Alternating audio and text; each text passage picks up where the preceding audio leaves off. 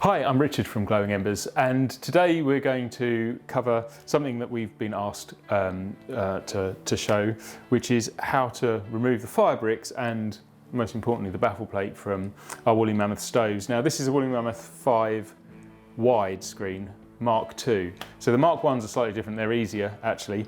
The Mark 2s are the ones where it's a little trickier because there's two baffle plates in their eco-designed stoves, so basically the smoke has to sort of do an S bend before it goes up the flue, so it makes them more efficient, but also makes the baffle plates slightly harder to remove. We've got another video for the Woolly Mammoth 8 stove. That's a slightly different way of removing the bricks and the baffle plate.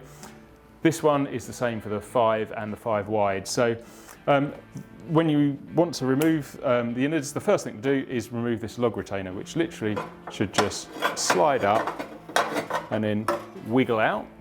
The next thing you're going to need to do is remove these two retaining clips here, which hold the side two fire bricks and the back fire bricks in place. For this you will need either a screwdriver or a spanner. Some are nuts, some are screwdrivers. This is nuts. So you screwdriver, I should say. You literally just unscrew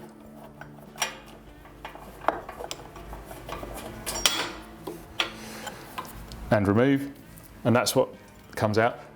First time you take them out, they might just stay in place. Just give them a knock. It's just the paint that will have stuck them in place, but if you give them a knock, they just come off.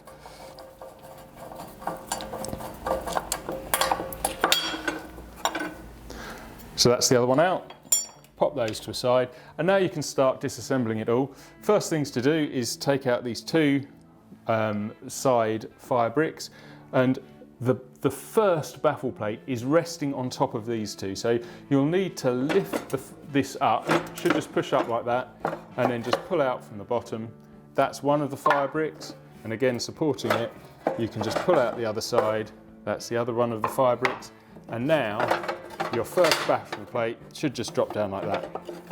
Incidentally, the back fire brick just fell out because the retaining clip's gone. You should just be able to wiggle that out. Now that's the first baffle plate. It comes with 3 separate fire bricks on it, so you can replace either of those at this point. But there is also one more fire brick, one more baffle plate I should say, at the top, and we've got 2 more fire bricks either side. So we can just take the back fire bricks out easily. The side fire bricks, again, they just stack on top of each other. They also come out nice and easily, either side, like that. And now we're left with one metal baffle plate in here.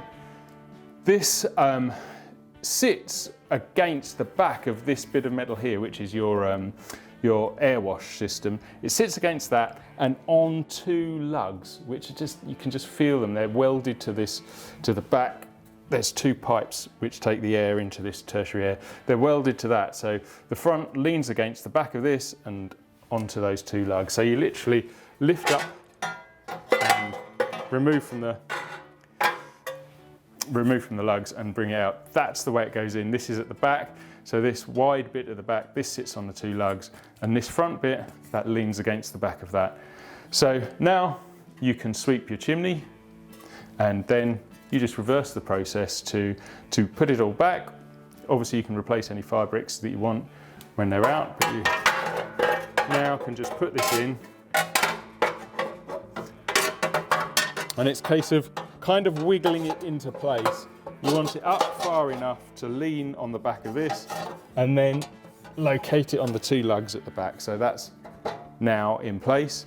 Now we can put the side fire bricks back. They literally stack up on top of each other,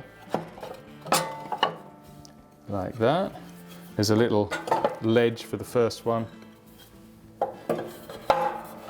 Now, with all your fire bricks in all the stoves, when you've got them in, push them right to the back of the stove. That helps get your log retainer in afterwards. They need to be right at the back of the stove. So next we can put in the secondary baffle. Now this sits on, the back of this sits on this tertiary air strip here, and we can get our side bricks, and then that will support that. All we need to do now is screw in the retainers. This keeps your fire bricks in place.